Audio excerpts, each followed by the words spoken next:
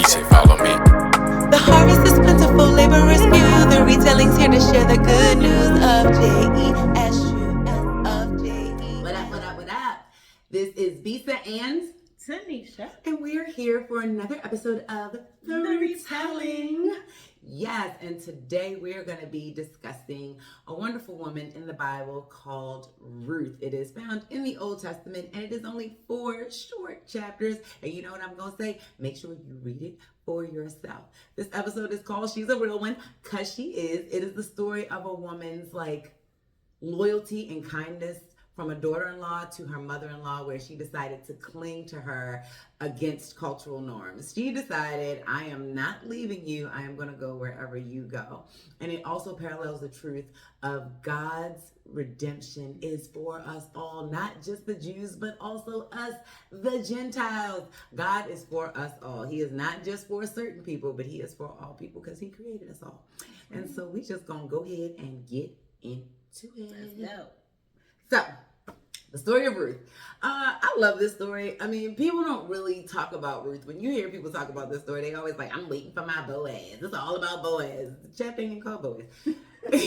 The book is called Ruth. And so today we're going to talk about Ruth, and Boaz will be mentioned. But this story is about Ruth and what comes along with that. And we're going to talk about a little Boaz, ladies. Don't worry, for those who know the story. So, Elimelech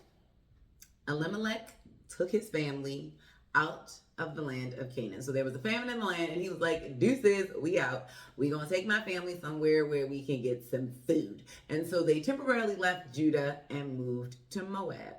Now, Moab had Moabites, and Moabites were not God-fearing people. They had their own gods, but this is where Elimelech took his family, and so they were there. Elimelech had passed away.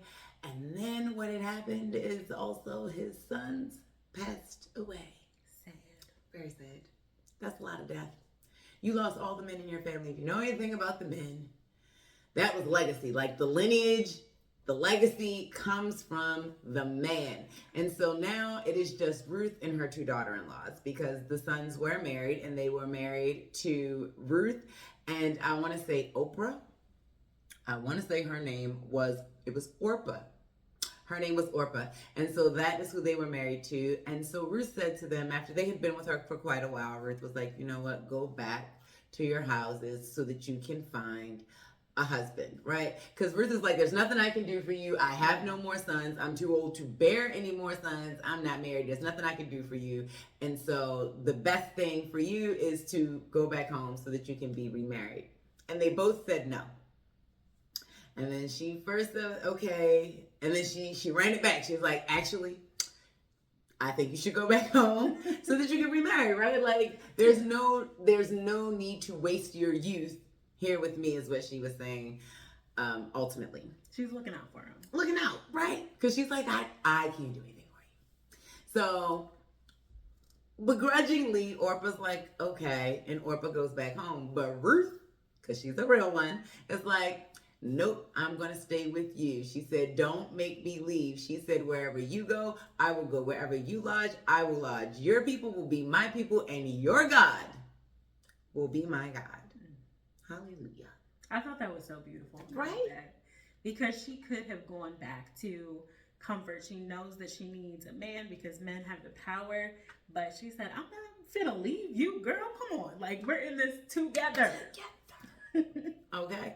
And I mean, who knows what she had learned about their God while being married to Ruth's son, right? Because they worshiped the God, the one and only true God. And so who knows what she learned? And she was like, you know what? I'm not going back to what I knew. I want to move forward in the direction in which I am already facing. And so because Naomi could not change her mind, which was the mom, she let Ruth come back with her. And so they went back. And when they went back, I believe it was like over 10 years since they had left Canaan. And so when they went back, she had a relative. And it was around the time of barley season, harvest season. So what she did was, women they didn't have anything. Her husband died. It's not like she automatically gets the land because she's the widow. It's definitely not the times of today, right? So it would go, I want to say, to the next living male, the next closest male relative, potentially. So what happens is Naomi gives Ruth some good advice. She's like, hey, I want you to go here, and I just want you to glean in the fields where you can be protected. And so she's like, okay. She goes, she gleans in the fields, and she found favor because that's what Naomi wanted. She wanted Ruth to find favor in the eyes of a man. Because again, Naomi has no more sons. Naomi has no husband. And so Ruth does. She goes and she gleans in the fields, and she does find favor by this guy named Boaz. And so Boaz was like, let her glean. Boaz was like, even loosen up some of the sheaves so that she could glean and pick up, because whatever they picked up, some of the extra they could take home. And so that is what she did. And I just think that is such a testament to how you can be covered in any situation, right? She made a decision and God covered her in this decision. She found favor, she's gleaning, she's able to take food back to her mother-in-law, right? So now she's able to kind of provide for herself and her mother-in-law via being in the fields, gleaning wheat, barley, gleaning barley. So she gleans in Boaz's field. She finds favor with Boaz, and then she instructed her kind of how to seal the deal, right? So Naomi's like, so listen, this is what you're going to do. You're going to go to the threshing floor, and you're going to lay at his feet. And so Naomi does exactly as Naomi instructs her. She goes, she keeps herself covered. She lays at his feet after he's gone to sleep. And he wakes up and he sees her and he asks who she is, and she tells him who she is.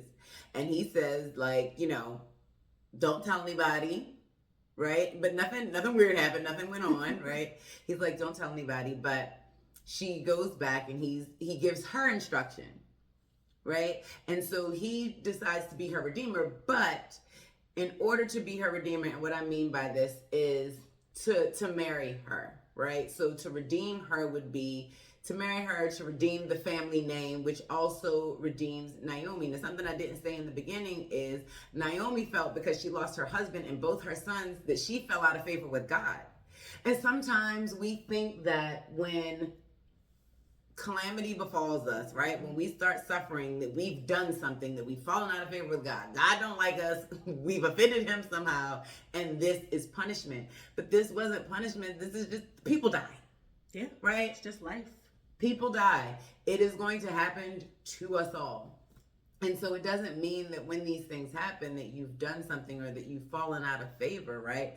But God also has a plan. So although she lost her husband and her sons, her daughter-in-law decided to stay with her, which means her daughter-in-law can remarry, and her daughter-in-law marrying into the family redeems Naomi.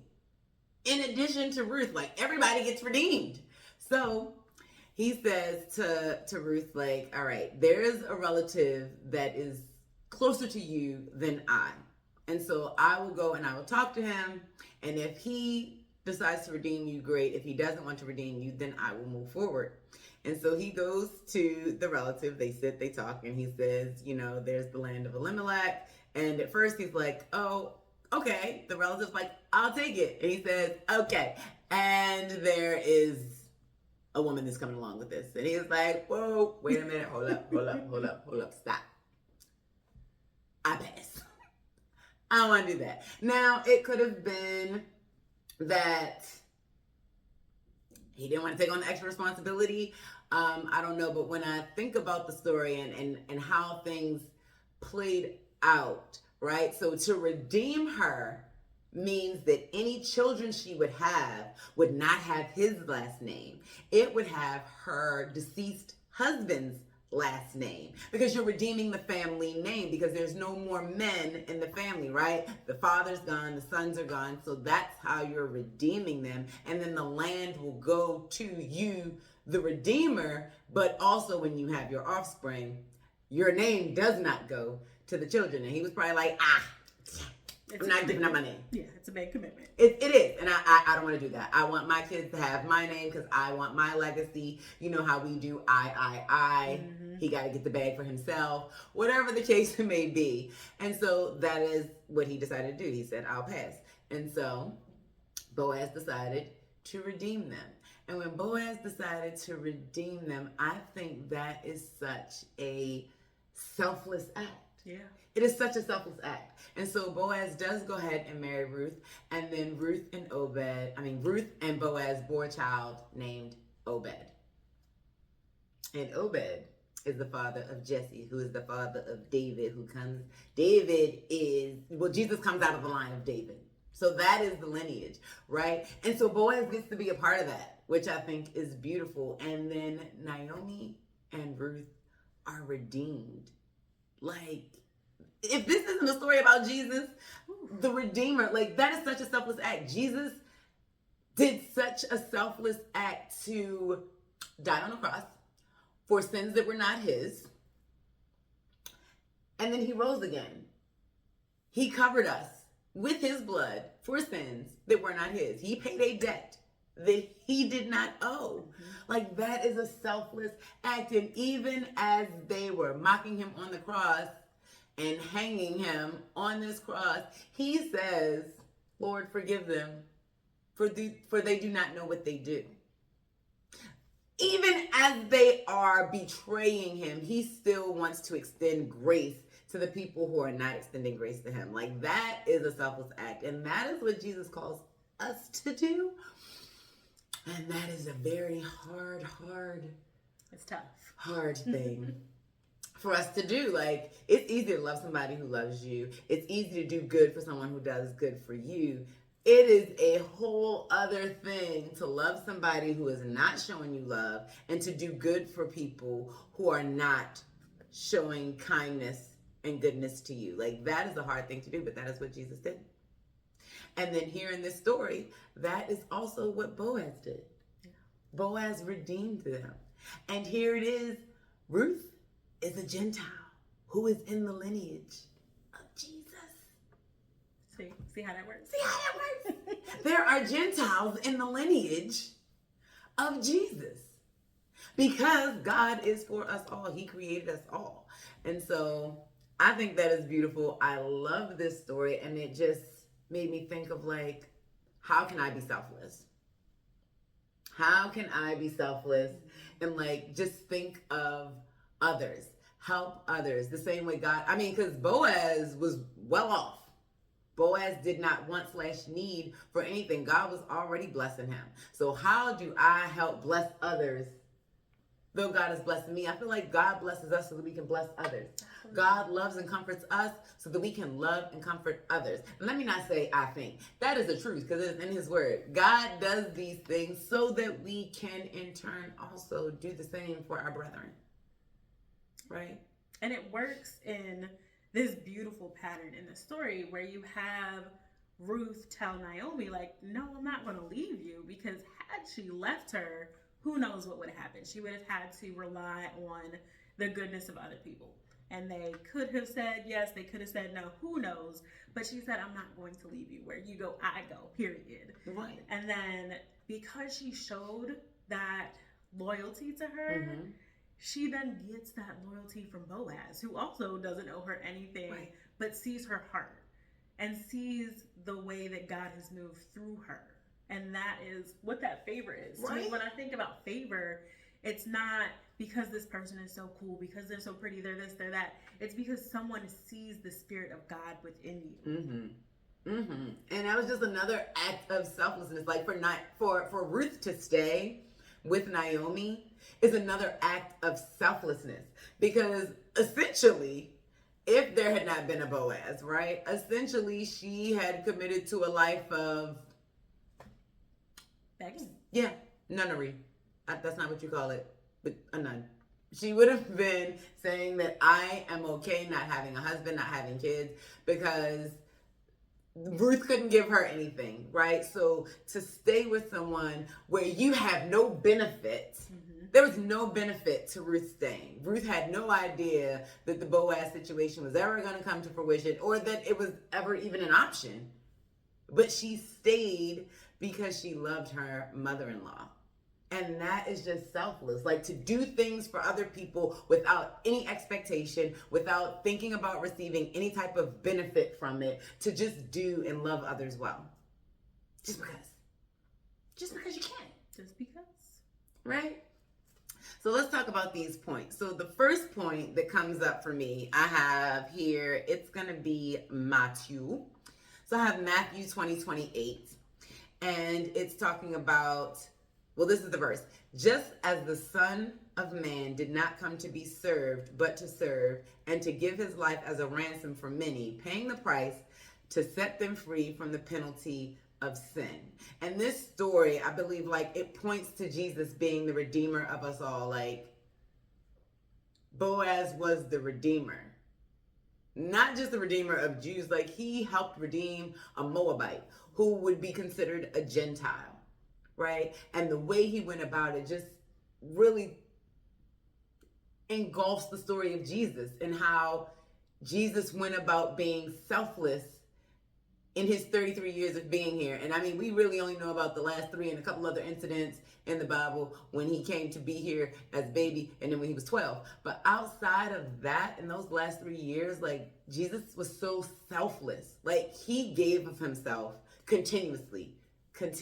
And here we are with Boaz giving of himself, giving up his last name, which was huge in that time. Like, that is huge, to give up your last name and to bear no sons with your last name. Because it's like, okay, well, you have no lineage. But he does. Oh, but he does. Like, here we are in 2025 talking about Boaz. Why? Not because Boaz bore many sons with his last name and they were his legacy, but because of his selfless act are we speaking of who Boaz is, right? Sometimes we put importance on the wrong things. Absolutely. Like, big time. We put importance on the wrong things. And Jesus didn't come to be served as the king he is. People thought, as a king, you should be served. Like, you think of kings, you think of kings being served, right? Not them serving. But Jesus came to serve. And Boaz, he served. He didn't want to be served. He served. And I think that is an amazing thing. And then also, like, it was hard for me to believe that at some point Jesus was for the Gentiles, because it's all, or I'm not going to say that. I'll say this. I didn't understand, like, the hierarchy, like, why for the Jews first and then for the Gentiles. And I'm like, why did we rank second? Like, what did we do? And it wasn't about this status, right? It really was just about Jesus has set up, not Jesus, God set apart.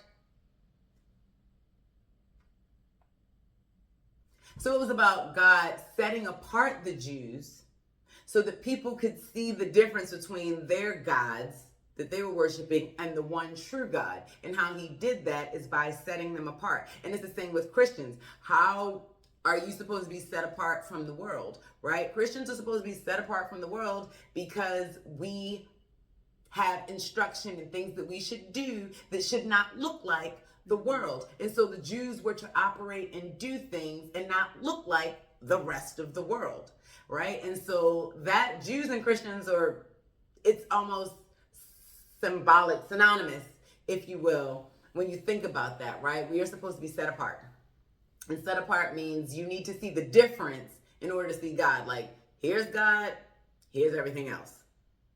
Right? And that's what the Jews were. Here's God, here's everything else.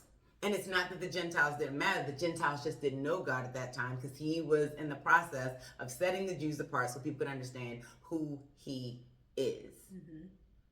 And I'm like, okay, all right, so now I get it. Jesus is for the Gentiles as well. God was always for the Gentiles. And when I think about the Old Testament, there are many Gentiles that were used back then. Right? It wasn't just Ruth. You have Rahab. You even have Hagar. God even blessed Hagar's son, Ishmael. Right? So God is for us all. God is for us all, and we can all be redeemed. And he calls us to do things in decency and order. So how Boaz decided to go about, because Boaz could have said, I'm gonna redeem you, but there was an order. There's a relative closer. Let me go see about him and see what he wants to do. And if he wants to do it, great, you're taken care of. If he doesn't want to do it, then I will go ahead and I will do it. But let me do things right. And that's what he did. And I think God is not a God of chaos.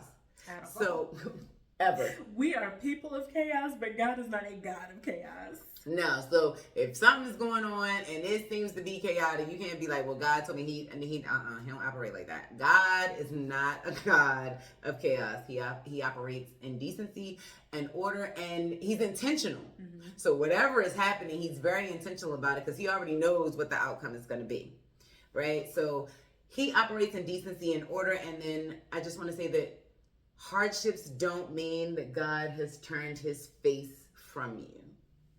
And that, again, speaks to Naomi losing her husband and her only 2 sons. It doesn't mean that God forgot about her. Clearly, he didn't. Look at the redemption story. Like, he did not forget about her, and it didn't mean that he was mad at her or he was punishing her for anything. That's not how God operates, right? So she went through a hardship, but God was already in motion. He was already working it out. He already knew the heart of Boaz. He already knew the heart of Ruth. He already knew how it was going to work out. He already knew. There was going to be no difference. So I think that when you're going through hardships, when you are experiencing difficulties, I think that's when you really need to lean and press into God. Like, ask him, where would you have me be right now? What would you have me to do? And sometimes it might be just to sit and to trust him. Sometimes he might tell you, I need you to move, but consult him. We need to consult him in everything. And I know I don't consult him enough. Same, absolutely. I don't consult him enough. And I'm trying to consult him in everything, like everything. Okay, I mean, I haven't consulted him in my outfit choices, but in most things where I feel like I need to be consulting God, which is mostly in a lot of things, like how should I move?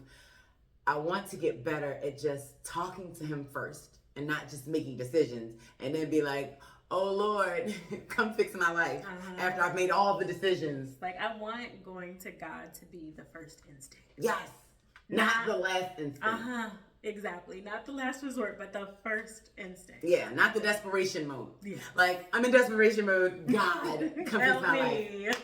Exactly. And I would say, too, like, when things are going rough, also still praise God. Always have praises of God on your tongue, because even if things are rocky in the moment, God has a plan. And he didn't promise us that life was just going to be this, like, beautiful, everything's great all the time. Like, no, he didn't say that. He told us we would be persecuted. He told us that, we were to live a life that is centered on him. And because we live a life centered on him, but we live on earth, our path looks a little different, and that's okay. Absolutely. But when things are tough, still find it in you to praise him. Like, when you are at your lowest, when you are sad, God is still good. You're still breathing. There is breath in your lungs. God has made us this beautiful world. So still find things to praise him for. Absolutely. Absolutely. Into my next point. What does Jesus say about redemption? Well, in Matthew 26-27, it says, it is not this way among you, but whoever wishes to become great among you, shall be your servant. And whoever wishes to be first among you shall be your humble and willing slave, right? It is better to serve than to be served. And that sounds crazy. That sounds crazy because we live in a world like where there's a bunch of entitlement and we feel like we deserve and we should get, and it shouldn't be like that, right? According to God, it shouldn't be like that. Like, we should want to serve more than being served, because greatness is not in the prestige, the power, and the position, but in service. Like, have you ever served someone and felt so good about it? Like, oh my God. It felt good to just help somebody. It felt good to love on somebody that was in need. It felt good to give to somebody who was in need. Like, it is a rewarding feeling. And not to boast about, I did that, but just to know that I helped somebody. Like, somebody's day just got a little better. I remember one time I was like, I was in massage therapy school. And this girl who's always smiling, she just looked a little less smiley that day. And I didn't know what was going on. And I was just like, hey, come here, bring it in, bring it in, bring it in. And I said, you know, I give the best gifts, and they're hugs. They're free. And I gave her a hug. And a little later, like a couple of days later, she came and she said, you just don't know how much that hug meant to me. You never know what someone's going through. Yeah.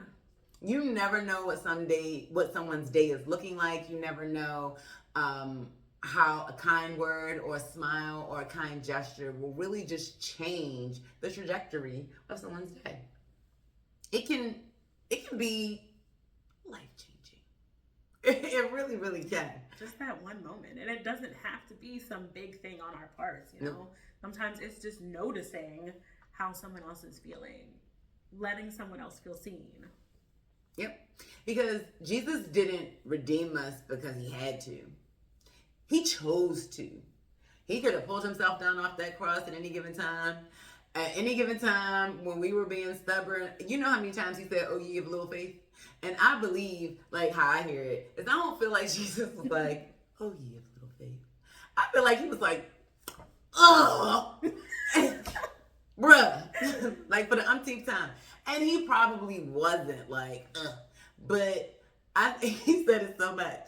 He said it so much. And these disciples walked with him day in and day out. Like, literally, sun up to sundown. Walking. These men, like literally, walked with him. And so they saw miracle after miracle. They heard his teachings. He even took time to explain, and he didn't always explain his teachings. Like, for the people who really had a heart for him, I felt like he explained his teachings. And then there were those who just weren't going to hear it. Like, they heard it, but they didn't hear it. And so I feel like for his disciples, he's like, yeah, hey, y'all been walking with me for the last 11 days, and y'all still don't get it. Like, what the? What the? What the? Like, if I had your back all this time, why would I switch it up? Right. Did you? I just fed 5,000 people with 2 fish and 5 loaves. That's it. Like, what more do you need? And the crazy part is, we need so much more. There are things in my life that God has done, and I know it wasn't nobody but the Lord. Nobody but the Lord. But then there's times where I question if he's going to show up. And I know all I can hear is, oh, you have little faith. That's all. I'm like, all right, I know. Like, our path is no different from the disciples. And sometimes we read the Bible and be like, I don't know why. Yeah, right. Okay, you remember yesterday when you did exactly X, Y, and Z, and you were like, the faithless?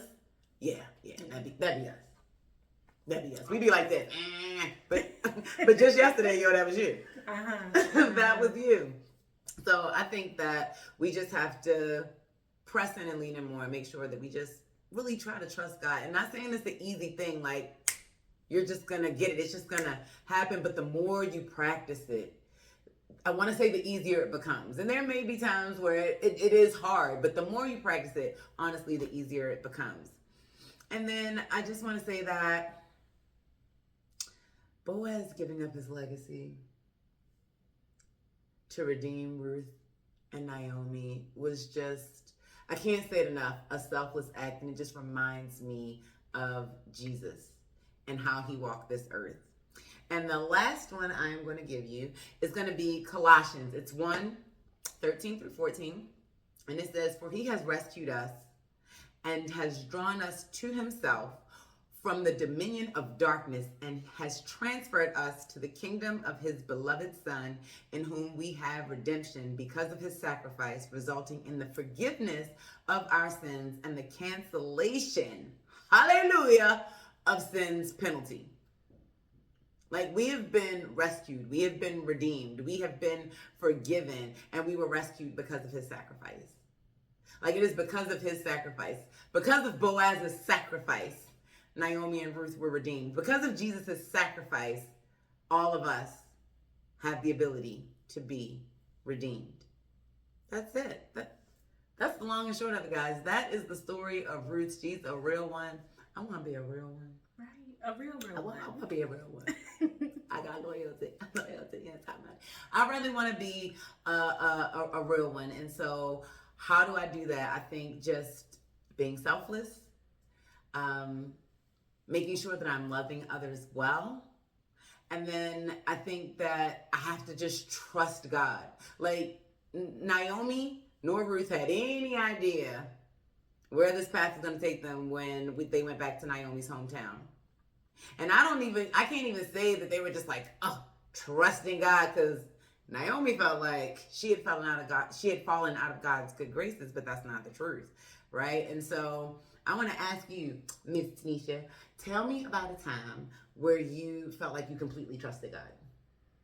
So, over the last year, trying to make sure my timeline is correct. Over the last year, my grandpa is going through a lot of health issues. So he had a stroke, and then he was kind of doing a little bit better. He was talking, and then he had a second stroke.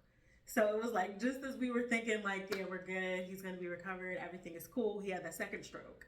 And the second stroke took away his ability to speak, took away a lot of his functioning. And my grandfather he's still here with us, but he is a very stubborn man, and even with loss of his speech continues to be a stubborn man. Like, he wants to do things his way always. And he's also a man of the word, like very steadfast in the word, very involved with his church community. So when he got sick, I could have been freaking out.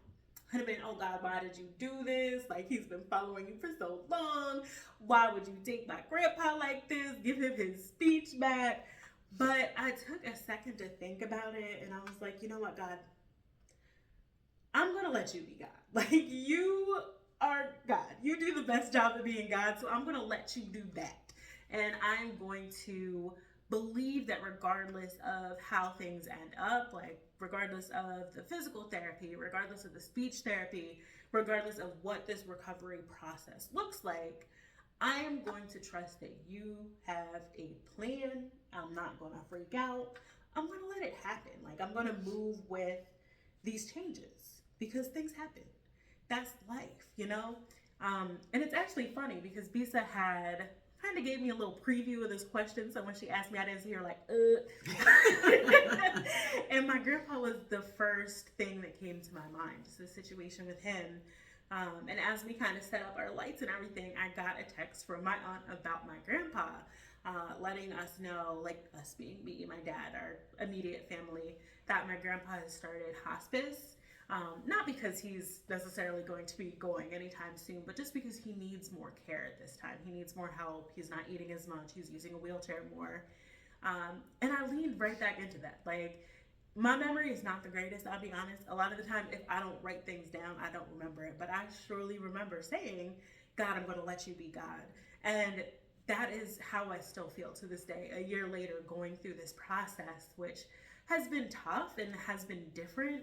But I have been trusting all throughout it that God is going to be God. God is going to be sovereign. That my grandfather is going to be cared for, which he very much is. He's in a really nice facility where people take care of him. He has the resources that he needs, just everything. Like, I have really leaned into God in this process. And I think that's what my grandfather would have wanted. You know, he wouldn't have wanted us to be out here like it's been a year and he can't get his speech back. He can't do this. He can't do that. No, I'm thinking like he is still here.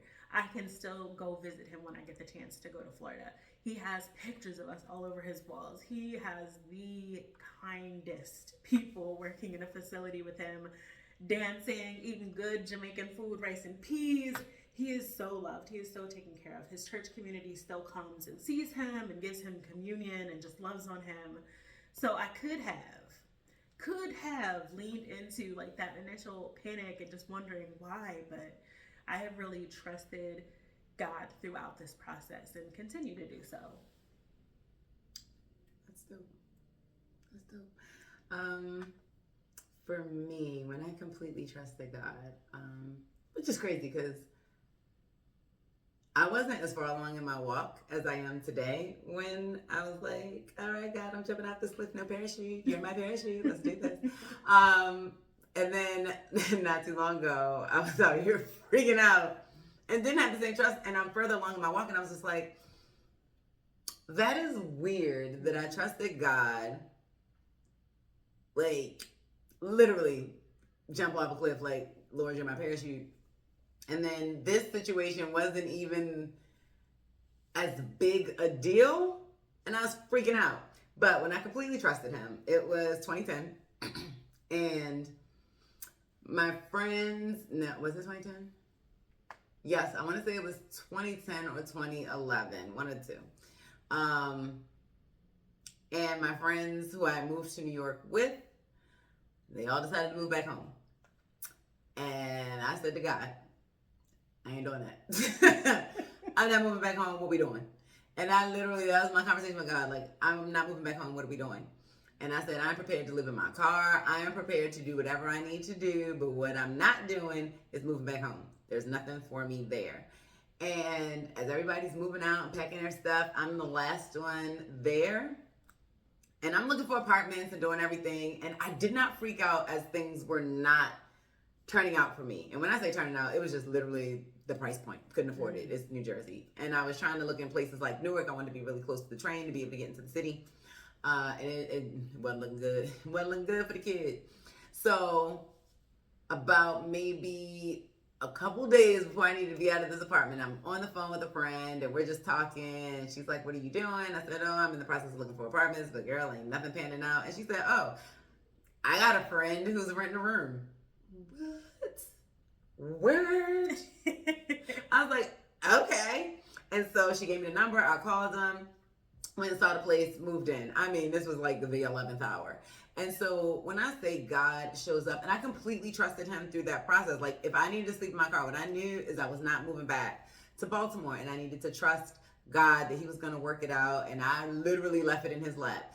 And it didn't mean that I wasn't doing things, but I wasn't going to freak out over things not happening the way I thought they should. And I wasn't going to freak out if things didn't happen in the timeline that I thought they should. I was just like, all right, well, God, I'm trusting that you're going to work it out. I'm trusting that it's going to work out. And it did. I moved in and I was in New York up until 2021. So, and I mean, I was covered. There was nothing that I needed. God provided every need. And I was just, I don't know what was different about that time in that space where I was just like, all right, God. And I put on my Jesus parachute. It was like off the cliff. That's how that went.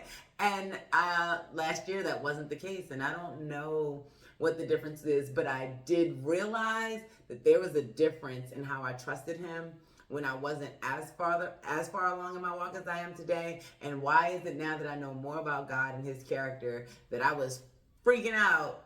And I guess it makes sense because I'm like, the disciples were walking with Jesus and Peter got on the water and was freaking out, and they've been walking with this man every day. So I think sometimes we just forget. Yeah. Sometimes we just forget how faithful God is. I think that's what it is. Sometimes we get in our own way.